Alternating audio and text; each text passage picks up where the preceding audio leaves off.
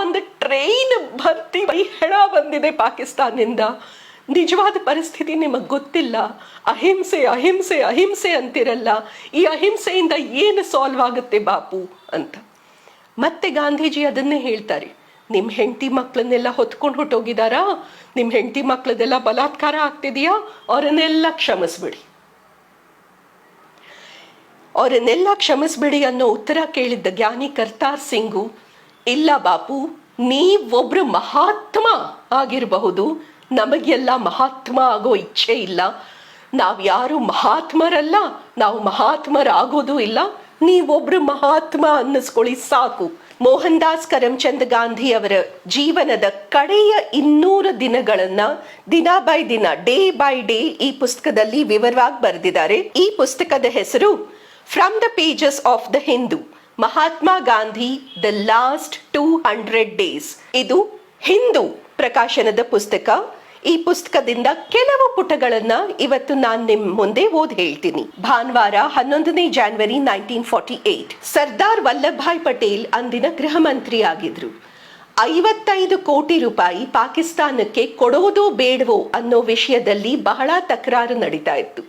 ಗೃಹ ಮಂತ್ರಿಯಾಗಿ ಸರ್ದಾರ್ ವಲ್ಲಭಭಾಯ್ ಪಟೇಲ್ ಭಾರತ ಸರ್ಕಾರದ ಪರವಾಗಿ ಸಾರ್ವಜನಿಕ ಘೋಷಣೆ ಮಾಡಿದ್ರು, ಏನಾಗ್ಲಿ ನಾವು 55 ಕೋಟಿ ಪಾಕಿಸ್ತಾನಕ್ಕೆ ಕೊಡೋದೆಲ್ಲ ಕೊಟ್ಟಾಗಿದೆ, ಇನ್ನೇನು ನಾವು ಅವ್ರಿಗೆ ಕೊಡಬೇಕಾಗಿಲ್ಲ, ಇಷ್ಟಕ್ಕೂ ನಾವು ಅವ್ರಿಗೆ 55 ಕೋಟಿ ಕೊಟ್ಟರುವೆ ಆ ದುಡ್ಡು ನಮ್ಮ ವಿರುದ್ಧನೇ ಯುದ್ಧಕ್ಕೆ ಬಳಸ್ತಾರೆ, ಆದ್ರಿಂದ ನಾನು 55 ಕೋಟಿ ಏನಾಗ್ಲಿ ಕೊಡೋದಿಲ್ಲ ಅಂತ ಗೃಹ ಮಂತ್ರಿ ಸರ್ದಾರ್ ಪಟೇಲ್ ಸಾರ್ವಜನಿಕವಾಗಿ ಘೋಷಣೆ ಮಾಡಿದ್ರು.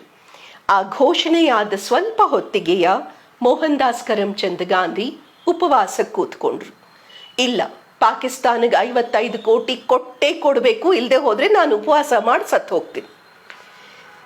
ಸೊ ಬಾಪು ಉಪವಾಸಕ್ಕೆ ಕೂತ್ಕೊಂಡ್ರು. ನೆಕ್ಸ್ಟ್ ಬುಧವಾರ 14th ಜಾನ್ವರಿ 1948 55 ಕೋಟಿ ಪಾಕಿಸ್ತಾನಕ್ಕೆ ಕೊಡಲೇಬೇಕು ಅಂತ ಮೋಹನ್ ದಾಸ್ ಕರಮ್ಚಂದ್ ಗಾಂಧಿ ಉಪವಾಸ ಮಾಡ್ತಾ ಇದ್ರು. ಕೆಲವು ಪತ್ರಕರ್ತರು ಚಕ್ರವರ್ತಿ ರಾಜಗೋಪಾಲಾಚಾರಿ ಅವರನ್ನ ಭೇಟಿಯಾದ್ರು. ಚಕ್ರವರ್ತಿ ರಾಜಗೋಪಾಲಾಚಾರಿ ಅವರನ್ನ ಭೇಟಿಯಾಗಿ, ರಾಜಾಜಿ ನೀವಾದ್ರೂ ಹೇಳಿ ಗಾಂಧೀಜಿಗೆ ದಯವಿಟ್ಟು ಉಪವಾಸ ಮಾಡೋದು ನಿಲ್ಲಿಸಿ ಊಟ ಮಾಡಕ್ ಶುರು ಮಾಡಿ ಅಂತ ನೀವಾದ್ರೂ ಹೇಳಿ ರಾಜಾಜಿ ಅಂತ ರಾಜಗೋಪಾಲಾಚಾರಿ ಅವರನ್ನ ಕೇಳ್ಕೊಂಡ್ರು. ಅದಕ್ಕೆ ರಾಜಗೋಪಾಲಾಚಾರಿ ಅವರು, ಇಲ್ಲ, ಈ ಬಾರಿ ನಾನು ಆ ರೀತಿ ಕೇಳ್ಕೊಳ್ಳೋದಿಲ್ಲ ಅಂತ ಹೇಳಿದ್ರು. ಅವರು ಹೇಳಿದ, I have wrangled with him on many occasions before this, requesting him not to fast. This time, let me confess, I am not inclined to wrangle. West ಬೆಂಗಾಲ್ದ ರಾಜ್ಯಪಾಲರಾಗಿದ್ದ ಚಕ್ರವರ್ತಿ ರಾಜಗೋಪಾಲಾಚಾರಿ ಅವರು ಬಂಗಾಲದಲ್ಲಿ ಆಗ್ತಿದ್ದ ಹಿಂದೂ ಮುಸ್ಲಿಂ ದಂಗೆಗಳನ್ನ ಕಣ್ಣಾರ ಕಂಡಿದ್ರು. ಹಿಂದೂ ಮುಸ್ಲಿಂ ದಂಗೆಗಳ ನಿತ್ಯ ರಿಪೋರ್ಟ್ ಅವರ ಟೇಬಲ್ ಮೇಲೆ ಬಂದು ಬೀಳ್ತಾ ಇತ್ತು. ಬಂಗಾಲದ ನಿಜವಾದ ಪರಿಸ್ಥಿತಿ ಹೇಗಿದೆ ಅನ್ನೋದು ರಾಜಾಜಿ ಚೆನ್ನಾಗಿ ಗೊತ್ತಿತ್ತು. ಹೇಳ್ತಾರೆ, ಹಿಂದೆ ಗಾಂಧೀಜಿ ಉಪವಾಸ ಕೂತಾಗ ನಾನೇ ಹೋಗಿ ಬೇಡ್ಕೊತಿದ್ದೆ, ಬಾಪು ದಯವಿಟ್ಟು ಉಪವಾಸ ನಿಲ್ಲಿಸಿ ಊಟ ಮಾಡಿ 100 ವರ್ಷ ಬಾಳ್ಬೇಕು ನೀವು ಬಾಪು, 100 ವರ್ಷ ಬಾಳ್ಬೇಕು ಅಂತ ಹಿಂದೆ ಉಪವಾಸ ಮಾಡ್ತಾ ಇದ್ದ ಎಷ್ಟೋ ಬಾರಿ ನಾನೇ ಹೋಗಿ ಕೇಳ್ಕೊಂಡಿದ್ದೀನಿ. ಈ ಬಾರಿ ನಾನು ಕೇಳ್ಕೊಳ್ಳಲ್ಲ, ಈ ಬಾರಿ ನಾನು ಗಾಂಧೀಜಿ ಹತ್ರ ಹೋಗಿ ದಯವಿಟ್ಟು ಉಪವಾಸ ನಿಲ್ಲಿಸಿ ಅಂತ ನಾನು ಕೇಳ್ಕೊಳ್ಳಲ್ಲ ಅಂತ ಹೇಳಿ ರಾಜಾಜಿ ಸುಮ್ಮನಾಗೋದ್ರು. ನೆಕ್ಸ್ಟ್ ಪೇಜ್ ನಂಬರ್ 463ಗೆ ಬರೋಣ.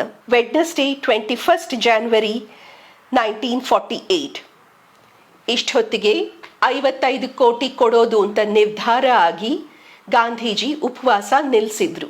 ಚೂರೇ ಹಾಲು ಹಣ್ಣು ಎಲ್ಲ ತಿನ್ನಕ್ಕೆ ಶುರು ಮಾಡಿದ್ರು.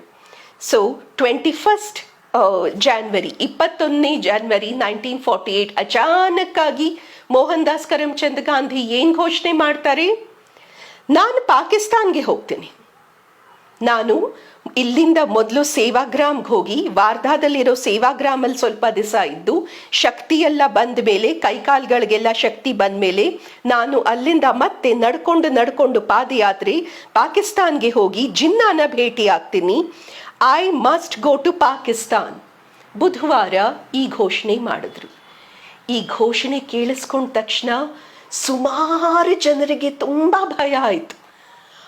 ಅಲ್ಲಿ ಹೋದ ತಕ್ಷಣ ಜಿನ್ನ ಏನು ಕೇಳ್ತಾರೋ ಏನು, ಅಲ್ಲಿ ಹೋದ ತಕ್ಷಣ ಜಿನ್ನ ಅದು ಬೇಕು ಇದು ಬೇಕು ಇದು ಬೇಕು ಅದು ಬೇಕು ಅಂತ ಕೇಳಿ ನಮ್ಮ ಈ ಗಾಂಧೀಜಿ ಎಲ್ಲತಕ್ಕೂ ಹೂ ಹೂ ಹೂ ಹೂ ಅಂದ್ಬಿಟ್ರೆ 55 ಕೋಟಿ ಅಲ್ಲದೆ ಪಾಕಿಸ್ತಾನಕ್ಕೆ ಏನೇನು ಕೊಡ್ಬೇಕಾಗತ್ತೋ ಏನೋ. ಈ ಪುಣ್ಯಾತ್ಮ ಅಲ್ಲಿ ಹೋಗಿ ಜಿನ್ನ ಕೇಳಿದ್ದಕ್ಕೆಲ್ಲ ಹೂ ಅಂದ್ಬಿಟ್ಟು ಬರ್ತಾರೆ. ಏನೇನು ಕೊಡ್ಬೇಕಾಗತ್ತೋ ಏನೋ ಅನ್ನೋ ಭಯ ಇಡೀ ದೇಶದಲ್ಲಿ ಹರಡಿತ್ತು. ಆಮೇಲೆ ಇಷ್ಟರ ಮಧ್ಯೆ ಗಾಂಧೀಜಿಯ ಪಾಪ್ಯುಲಾರಿಟಿ ತುಂಬಾ ಕಮ್ಮಿ ಆಗಿತ್ತು. ಅಲ್ಲಿಂದ ಬಂದ ರೆಫ್ಯೂಜಿಗಳು, ಪಾಕಿಸ್ತಾನದಿಂದ ವಾಪಸ್ ಬಂದ ಶರಣಾರ್ಥಿಗಳು ಡೆಲ್ಲಿಯ ಬಿಡ್ಲಾ ಹೌಸ್ ಮುಂದೆ ನಿಂತ್ಕೊಂಡು ಮರ್ತಾ ಹೈ ತೋ ಮರ್ದೇ ದೋ, ಗಾಂಧಿ ಕೋ ಮರ್ ಜಾನೆ ದೋ, ಮರ್ತಾ ಹೈ ತೋ ಮರ್ದೇ ದೋ, ಗಾಂಧಿ ಕೋ ಮರ್ ಜಾನೆ ದೋ ಅಂತ ಜೋರಾಗಿ ಕಿರಿಚ್ತಾ ಇದ್ರು. ಇದ್ರ ಬಗ್ಗೆ ಗಾಂಧೀಜಿಯವರ ಸೆಕ್ರೆಟರಿ ಪ್ಯಾರೇಲಾಲ್ ಬರೀತಾರೆ. ಪ್ಯಾರೇಲಾಲ್ ಕೇಳ್ತಾರೆ, ಗಾಂಧೀಜಿ ಪ್ಯಾರೇಲಾಲ್ನ ಕರೆದ್ಬಿಟ್ಟು ಪ್ಯಾರೇಲಾಲ್ ಏನಾಗ್ತಿದೆ ಅಂತ ಕೇಳ್ತಾರೆ. ಪ್ಯಾರೇಲಾಲ್ ಹೇಳ್ತಾರೆ, ಆಚೆ ಕಡೆ ಜನಸಮೂಹ ಸೇರಿದೆ ಬಾಪು, ಕಿರಿಚ್ಕೋತಾ ಇದ್ದಾರೆ. ಬಾಪು ಕೇಳ್ತಾರೆ, ಏನು ಕಿರಿಚ್ಕೋತಾ ಇದ್ದಾರೆ? ಮರ್ತಾ ಹೈ ತೋ ಮರ್ನೇ ದೋ, ಗಾಂಧಿ ಕೋ ಮರ್ ಜಾನೆ ದೋ, ಸಾಯ್ತಾನಂತ ಸಾಯ್ಲಿ ಬಿಡಿ, ಉಪವಾಸ ಮಾಡಿ ಸತ್ತು ಹೋಗ್ತಾನಂತ ಸತ್ತು ಹೋಗ್ಲಿ ಬಿಡಿ ಅಂತ ಕಿರಿಚ್ತಾ ಇದ್ದಾರೆ ಬಾಪು. ಎಷ್ಟು ಜನ ಇದ್ದಾರೆ? ಪ್ಯಾರೇಲಾಲ್ ಹೇಳ್ತಾರೆ, ಸತ್ಯನೂ ಹೇಳಕ್ಕಾಗ್ದಲೆ ಒಂದಿಷ್ಟು ಜನ ಅಂತ ಹೇಳ್ಬಿಟ್ಟೆ ಗಂಟೆ ಗಂಟೆಗೂ ಆ ಸಮೂಹ ದೊಡ್ಡದಾಗ್ತಾ ಹೋಯ್ತು. ಗಂಟೆ ಗಂಟೆಗೂ ಆ ಕಿರುಚಾಟ ಜಾಸ್ತಿ ಆಗ್ತಾ ಹೋಯ್ತು. ರಾತ್ರಿ ಇಡೀ, ಮಾರನೇ ದಿವಸ ಇಡೀ, ದಿನೇ ಎಲ್ಲ ಕಳ್ಕೊಂಡು ಪಾಕಿಸ್ತಾನದಿಂದ ಬಂದಿದ್ದ ಹಿಂದೂ ಸಿಖ್ ರೆಫ್ಯೂಜಿಗಳು ಬಿಡ್ಲಾ ಹೌಸ್ ಮುಂದೆ ನಿಂತು ಸಾಯ್ತಾನಂತ ಅತ್ಲಾಕ್ ಸತ್ತು ಹೋಗ್ಲಿ ಅಂತ ಶಾಪ ಆಗ್ತಾ ಜೋರಾಗಿ ಕೇಳಿಸೋ ಹಾಗೆ ಕಿರಿಚ್ತಾ ಇರೋರು ಅಂತ ಪ್ಯಾರೇಲಾಲ್ ತಮ್ಮ ಪುಸ್ತಕದಲ್ಲೂ ಬರೀತಾರೆ. ಮತ್ತೆ ಕಪೂರ್ ಕಮಿಷನ್ ಮುಂದೆ ಇದನ್ನ ಅವರು ಸ್ಟೇಟ್ಮೆಂಟು ಕೊಡ್ತಾರೆ. ಆ ಮರ್ತಾ ಹೈ ತೋ ಮರ್ನೇದು ಅಂತ ಕಿರಿಚ್ಕೋತಾ ಇದ್ದಿದ್ದ ನೂರಾರು ಸಾವಿರಾರು ಲಕ್ಷಾಂತರ ಜನಗಳ ಮಧ್ಯೆ ನಾಥುರಾಮ್ ವಿನಾಯಕ್ ಗೋಡ್ಸೆ ಒಬ್ಬ. ಸೊ ಈ ರೀತಿ ಗಾಂಧೀಜಿಯವರ ಪಾಪ್ಯುಲಾರಿಟಿ ತುಂಬಾನೇ ಕಮ್ಮಿ ಆಗೋಗಿತ್ತು. Next page number 464. ಸಿಂಧ್ ನಿಂದ ಎಲ್ಲ ಕಳ್ಕೊಂಡು ಬಂದಿದ್ದ ಒಂದು ಗುಂಪು ಸಿಖ್ಖರು ಗಾಂಧೀಜಿಯವರನ್ನ ಭೇಟಿಯಾಗಲು ಬಂದರು. ಈ ಗುಂಪಿನ ಮುಖ್ಯಸ್ಥ ಜ್ಞಾನಿ ಕರ್ತಾರ್ ಸಿಂಗ್. ಜ್ಞಾನಿ ಕರ್ತಾರ್ ಸಿಂಗ್ ಬಂದು, ಬಾಪು ನಿಜವಾದ ಪರಿಸ್ಥಿತಿ ನಿಮಗೆ ಗೊತ್ತಿಲ್ಲ, ಪಾಕಿಸ್ತಾನದಲ್ಲಿ ಏನೇನು ಆಗ್ತಿದೆ ಅಂತನೂ ನಿಮಗೆ ಅರ್ಥ ಆಗ್ತಾ ಇಲ್ಲ. ನಮ್ಮ ಹೆಣ್ಣು ಮಕ್ಕಳನ್ನ ನಮ್ಮ ಕಣ್ಣು ಮುಂದೆ ಬಲಾತ್ಕಾರ ಮಾಡ್ತಿದ್ದಾರೆ, ನಮ್ಮ ಹೆಂಡತಿಯರನ್ನ ನಮ್ಮ ಕಣ್ಣು ಮುಂದೆ ಹೊತ್ಕೊಂಡು ಹೋಗ್ತಿದ್ದಾರೆ, ಸಿಕ್ಕಲ್ಲಿ ನಮ್ಮನ್ನ ಕಡ್ದು ಹಾಕ್ತಿದ್ದಾರೆ, ಹುಡುಕಿ ನಮ್ಮ ಅಂಗಡಿಗಳನ್ನ ಸುಟ್ಟು ಹಾಕ್ತಿದ್ದಾರೆ. ಒಂದು ಟ್ರೈನ್ ಭರ್ತಿ ಬರೀ ಹೆಣ ಬಂದಿದೆ ಪಾಕಿಸ್ತಾನದಿಂದ. ನಿಜವಾದ ಪರಿಸ್ಥಿತಿ ನಿಮಗೆ ಗೊತ್ತಿಲ್ಲ. ಅಹಿಂಸೆ ಅಹಿಂಸೆ ಅಹಿಂಸೆ ಅಂತಿರಲ್ಲ, ಈ ಅಹಿಂಸೆಯಿಂದ ಏನು ಸಾಲ್ವ್ ಆಗುತ್ತೆ ಬಾಪು ಅಂತ. ಮತ್ತೆ ಗಾಂಧೀಜಿ ಅದನ್ನೇ ಹೇಳ್ತಾರೆ, ನಿಮ್ಮ ಹೆಂಡತಿ ಮಕ್ಕಳನ್ನೆಲ್ಲ ಹೊತ್ಕೊಂಡು ಹೊಟ್ಟೋಗಿದಾರಾ, ನಿಮ್ಮ ಹೆಂಡತಿ ಮಕ್ಕಳದೆಲ್ಲ ಬಲಾತ್ಕಾರ ಆಗ್ತಿದೆಯಾ, ಅವರನ್ನೆಲ್ಲ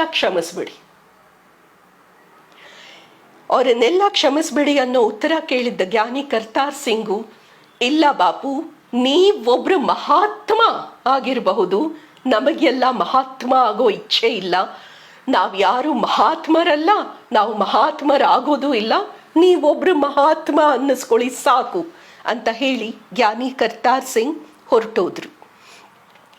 ಮತ್ತೆ ಪೇಜ್ ನಂಬರ್ 476 ನಲ್ಲಿ ಇಬ್ಬರು ವಿದೇಶಿ ಪತ್ರಕರ್ತರು, ಗ್ರೇಟ್ ಬ್ರಿಟನ್ ನಿಂದ ಮಾರ್ಟಿನ್ ಕಿಂಗ್ಸ್ಲಿ ಮತ್ತೆ ಅಮೆರಿಕಾದಿಂದ ವಿನ್ಸೆಂಟ್ ಶೀನ್, ಈ ಇಬ್ಬರು ವಿದೇಶಿ ಪತ್ರಕರ್ತರು ಆವತ್ತಿನ ದಿನ 28 ಜನವರಿ 1948 ಬಿಡ್ಲಾ ಹೌಸ್ ನಲ್ಲಿ ಗಾಂಧೀಜಿಯ ಸಂದರ್ಶನ ತಗೋತಾ ಇದ್ರು.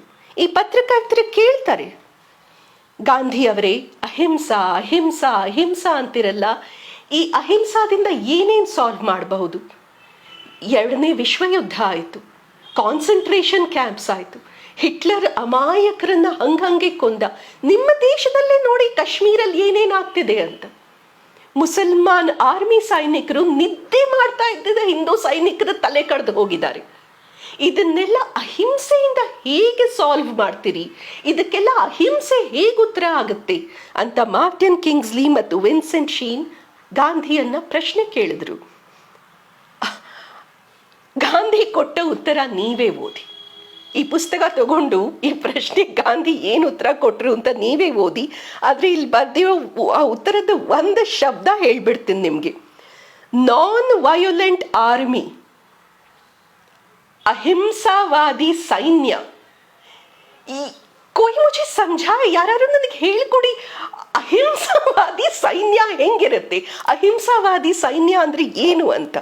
This was his reply, non ವಯೋಲೆಂಟ್ army. ಹಾಗಂದ್ರೆ ಏನು ಅಂತ ಗೊತ್ತಿಲ್ಲ ನನಗೆ, ಸೊ ನನ್ನನ್ನು ಕೇಳಬೇಡಿ. ನೆಕ್ಸ್ಟ್, ಸಾಯುವ ದಿಸ. ಸಾಯುವ ದಿಸ 30 ಜನವರಿ 1948 ಗಾಂಧೀಜಿಯನ್ನು ನಾಥುರಾಮ್ ವಿನಾಯಕ್ ಗೋಡ್ಸೆ ಶೂಟ್ ಮಾಡಿದ ದಿಸ ಏನೇನಾಯಿತು? ಬೆಳಗ್ಗೆ ಸಿಂಧಿ ರೆಫ್ಯೂಜಿಗಳು ಬಂದಿದ್ರು. ಸಿಂಧಿ ಶರಣಾರ್ಥಿಗಳು ಬಂದು ಗಾಂಧೀಜಿ ಮುಂದೆ ನಿಂತು, ಸಿಂಧ್ನಲ್ಲಿ ಏನೇನಾಗ್ತಿದೆ ನಿಮಗೆ ಗೊತ್ತಾ, ನಾವು ಎಂಥ ಪರಿಸ್ಥಿತಿಯಲ್ಲಿ ವಾಪಸ್ ಬಂದಿದ್ದೀವಿ ನಿಮಗೆ ಗೊತ್ತಾ ಅಂತ ಕೇಳಿದ್ರು. ಮತ್ತೆ ಗಾಂಧಿ ಅದನ್ನೇ ಹೇಳಿದ್ರು, ಇಲ್ಲ ಇಲ್ಲ, ನಿಮ್ಗೆ ಏನಾಗಿದ್ರೂ ಪರವಾಗಿಲ್ಲ, ನಿಮ್ಮ ಕತ್ತು ಕಡ್ದವ್ರನ್ನ, ನಿಮ್ಮ ಅಂಗಡಿ ಸುಟ್ಟು ಹಾಕಿದವ್ರನ್ನ, ನಿಮ್ಮ ಹೆಣ್ಮಕ್ಳ ಹೊತ್ಕೊಂಡು ಹೋದವ್ರನ್ನ ಎಲ್ಲರನ್ನೂ ನೀವು ಕ್ಷಮಿಸಬೇಕು ಅಂತ. ಆಗ ಆ ಸಿಂಧಿ ಹೇಳ್ತಾನೆ, ಸಾಕಾಯ್ತು ಗಾಂಧಿ, ನಿಮ್ಮ ಅಡ್ವೈಸ್ ಕೇಳಿ ಕೇಳಿ ಯಾರು ನಿಮ್ಮ ಮಾತು ಕೇಳಿ ಏನೂ ಉದ್ಧಾರ ಆಗ್ತಿಲ್ಲ.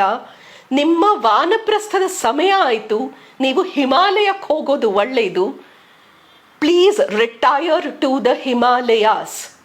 ಸಾಯುವ ದಿನ ಬೆಳಗ್ಗೆ ಹಿಂದೂ ಶರಣಾರ್ಥಿಗಳು ಗಾಂಧೀಜಿಗೆ ಹೇಳಿದ್ದ ಮಾತಿದು, ಹೋಗಿ, ಹೊರಟೋಗಿ, ಹಿಮಾಲಯಕ್ಕೆ ಎಲ್ಲರೂ ಹೋಗಿ, ಇಲ್ಲಿದ್ದಿದ್ದು ನೀವು ಸಾಕು ಅಂತ. ಆವತ್ತಿನ ದಿನ ಸಂಜೆ ಸುಮಾರು 3:03 ಸರ್ದಾರ್ ವಲ್ಲಭಭಾಯ್ ಪಟೇಲ್ ಅವರ ತಂಗಿ ಮಣಿಬೇನ್ ಜೊತೆ ಗಾಂಧಿನ ಭೇಟಿ ಆಗಕ್ಕೆ ಬಂದರು. ಸರ್ದಾರ್ ವಲ್ಲಭಭಾಯ್ ಪಟೇಲ್ ನೆಹರುಗೆ ಜೋರು ಜಗಳ ಆಗಿ ವಲ್ಲಭಭಾಯ್ ಪಟೇಲ್ ರಾಜೀನಾಮೆ ಕೊಟ್ಟಿದ್ರು. ರಾಜೀನಾಮೆಯ ಒಂದು ಕಾಪಿಯನ್ನ ಸರ್ದಾರ್ ಪಟೇಲ್ ಗಾಂಧೀಜಿಗೆ ಕೊಡಕ್ಕೆ ಬಂದಿದ್ರು. ಸರ್ದಾರ್ ಪಟೇಲ್ ಹೇಳಿದ್ರು, ನನಗೆ ನೆಹರು ಜೊತೆ ಕೆಲಸ ಮಾಡಕ್ ಆಗಲ್ಲ, ನನಗೆ ನೆಹರು ಜೊತೆ ಕೆಲಸ ಮಾಡಕ್ ಆಗೋದೇ ಇಲ್ಲ. ನಾನು ಆಗ್ಲೇ ಬಾಪು ರಾಜೇಂದ್ರ ಪ್ರಸಾದ್ಗೆ ರಾಜೀನಾಮೆ ಕೊಟ್ಟು ಬಂದಿದ್ದೀನಿ, ಇದೊಂದು ಕಾಪಿ ನಿಮಗೆ ತಂದಿದ್ದೀನಿ. ಮತ್ತೆ ಸುಮ್ಮನೆ ನನ್ನ ಮಾತು ಕೇಳ್ತೀಯಾ ಅಲ್ವಾ, ನಂಗೋಸ್ಕರ ಮಾಡ್ತೀಯಾ ಅಲ್ವಾ ಅಂತ ಶುರು ಮಾಡಬೇಡಿ. ಏನೇ ಆಗಲಿ ನನಗೆ ಜವಾಹರ್ಲಾಲ್ ನೆಹರು ಜೊತೆ ಕೆಲಸ ಮಾಡ್ಲಿಕ್ಕೆ ಆಗೋದೇ ಇಲ್ಲ, ನಾನು ರಾಜೀನಾಮೆ ಕೊಟ್ಟು ಹೋಗ್ತಾ ಇದ್ದೀನಿ, ಇದು ನನ್ನ ರಾಜೀನಾಮೆ ಅಂತ ಹೇಳಿ ಸರ್ದಾರ್ ಪಟೇಲ್ ಸಾಯುವ ದಿನ 4 ಗಂಟೆ ಹೊತ್ತಿಗೆ ತಮ್ಮ ರಾಜೀನಾಮೆಯ ಒಂದು ಕಾಪಿಯನ್ನ ಮಹಾತ್ಮ ಗಾಂಧಿ ಕೈ ಕೊಟ್ಬಿಟ್ಟು ಹೋದ್ರು. ಇದೆಲ್ಲ ಆಗಿದ್ದು 4 ಗಂಟೆಗೆ. 5:15 ಹೊತ್ತಿಗೆ ನಮಗೆಲ್ಲ ಗೊತ್ತು, ನಾಥುರಾಮ್ ವಿನಾಯಕ್ ಗೋಡ್ಸೆ ಗಾಂಧಿ ಅವರನ್ನ ಶೂಟ್ ಮಾಡಿ ಸಾಯಿಸಿದ್ರು ಅಂತ. ಇನ್ನೂ ಹಲವಾರು ಸಂಗತಿಗಳಿದೆ ಈ ಪುಸ್ತಕದಲ್ಲಿ. ನಿಮಗೆ ನಿಜವಾಗ್ಲೂ ಓದಕ್ಕೆ ಇಷ್ಟ ಇದ್ರೆ ನಾನು ಓದಿ ಕೇಳ್ತೀನಿ. ಫಾರ್ ಎಕ್ಸಾಂಪಲ್, ಇಲ್ಲಿ ಪೇಜ್ ನಂಬರ್ 458ನಲ್ಲಿ ಗಾಂಧೀಜಿ ಹೇಳ್ತಾರೆ, ಪೇಜ್ ನಂಬರ್ 458ನಲ್ಲಿ ಹೇಳ್ತಾರೆ, ಎಲ್ಲ ಕಳ್ಕೊಂಡು ಪಾಕಿಸ್ತಾನ್ನಿಂದ ಬಂದಿರೋ ಕೆಲವು ಹಿಂದೂಗಳು ಮುಸಲ್ಮಾನರ ಎಕನಾಮಿಕ್ ಬಾಯ್ಕಾಟ್ ಮಾಡ್ತಿದ್ದಾರೆ, ಮುಸಲ್ಮಾನರ ಅಂಗಡಿಗೆ ಹೋಗೋದು ನಿಲ್ಸಿದ್ದಾರೆ, ಮುಸಲ್ಮಾನರ ಉರ್ಸ್ಗೆ ಚಂದ ಕೊಡೋದು ನಿಲ್ಸಿದ್ದಾರೆ. ಹಾಗೆಲ್ಲ ಮಾಡಬಾರ್ದು, ಹಾಗೆಲ್ಲ ಯಾವತ್ತೂ ಮಾಡಬಾರ್ದು. ಮುಸಲ್ಮಾನರ ಎಕನಾಮಿಕ್ ಬಾಯ್ಕಾಟ್ ಮಾಡಲೇಬಾರ್ದು. ಅವ್ರ ಉರ್ಸ್ಗಳಿಗೆಲ್ಲ ಹಿಂದೂಗಳು ಮನಸ್ಸು ಬಿಚ್ಚಿ ಹೃದಯದಿಂದ ಎಷ್ಟಾಗುತ್ತೋ ಅಷ್ಟು ಚಂದ ಕೊಡಬೇಕು ಅಂತ. ಇಲ್ಲಿ ಪೇಜ್ ನಂಬರ್ 174ನಲ್ಲಿ ಹೇಳ್ತಾರೆ, ಹುಸೇನ್ ಸೊಹರಾವರ್ದಿನ ಕೆಲವರು ಗೂಂಡಾ ಅಂತಿದ್ದಾರೆ. ಹುಸೇನ್ ಸೊಹರಾವರ್ದಿ ಗೂಂಡಾ ಅಲ್ಲ, ಅವ ತುಂಬಾ ಒಳ್ಳೆ ವ್ಯಕ್ತಿ ಅಂತ. ಡೇವಿಡ್ ಆಕ್ಟರ್ಲೋನಿ ಮೈದಾನದಲ್ಲಿ ಎಲ್ಲ ಮುಸಲ್ಮಾನರನ್ನು ಕರೆದು, ನಾನು ಮುಖ್ಯಮಂತ್ರಿ, ನಾನು ಪೊಲೀಸ್ನವರನ್ನೆಲ್ಲ ಪಕ್ಕಕ್ಕಿಟ್ಟಿದ್ದೀನಿ, ಹೋಗಿ ಅಷ್ಟು ಹಿಂದೂಗಳನ್ನು ಸಾಯಿಸಿ ಹೋಗಿ ಅಂತ ಕಳಿಸಿದ್ದು ಮುಖ್ಯಮಂತ್ರಿಯವ. ಟ್ರಕ್ ಭರ್ತಿ ಹಿಂದೂಗಳ ಹೆಣ ಬಿದ್ದಿತ್ತು ಕ್ಯಾಲ್ಕಟಾದಲ್ಲಿ. ಯಾವ ಆಂಗಲಿಂದ ಹುಸೇನ್ ಸೊಹರಾವರ್ದಿ ಚೆನ್ನಾಗಿ ಒಳ್ಳೆಯ ಮನುಷ್ಯನ ತರ ಕಾಣಿಸ್ತಿದ್ದ ಗಾಂಧಿಗೆ? ಬೇಕಾದಷ್ಟು ಸಂಗತಿಗಳಿದೆ ಈ ಪುಸ್ತಕದಲ್ಲಿ. ದಯವಿಟ್ಟು ಒಂದ್ಸತಿ ಈ ಪುಸ್ತಕ ಓದಿ. This book is really worth reading. ಈ ಪುಸ್ತಕ ಓದ ಮೇಲೆ ಎಷ್ಟೆಷ್ಟೋ ಪ್ರಶ್ನೆಗಳು ಹುಟ್ಕೊಳ್ಳುತ್ತೆ ನಮ್ಮ ಮನಸ್ಸಿನಲ್ಲಿ. ಆ ಪ್ರಶ್ನೆಗಳಿಗೆಲ್ಲ ಉತ್ತರ ಈ ಪುಸ್ತಕದಲ್ಲಿದೆ. ಈ ಪುಸ್ತಕನೂ ಓದಿ. Thank you.